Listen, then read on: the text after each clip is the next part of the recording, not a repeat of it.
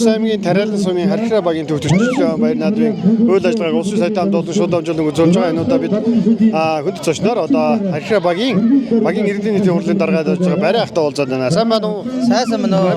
Ажиллаа амжилт хүсье. Тэгээд одоо багийнхаа тухай сайхан бидэнд танилцуулахгүй юу? Баярлалаа. Манай баг одоо 120 нэрхтэй 430 гаруй хүн намтай.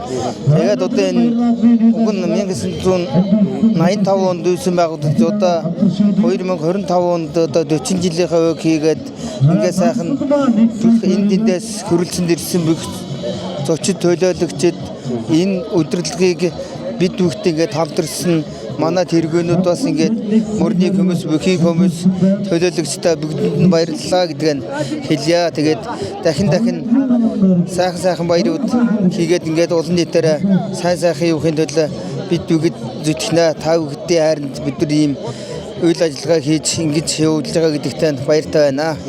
Харьхраа багийнхаа ард түмэн сайхан баярын сайхан мэндэлгээ төшүүлж байна. За ингээд бүх сайхан наадам хийж байгаа бүх үзэгчдтэй илгэрийн хамгаалсан төрлөөрөө төвшин амгалан галтаа зөвхөн сайхан амьдрахыг хүсэж байна. За баярлалаа. За баярлалаа.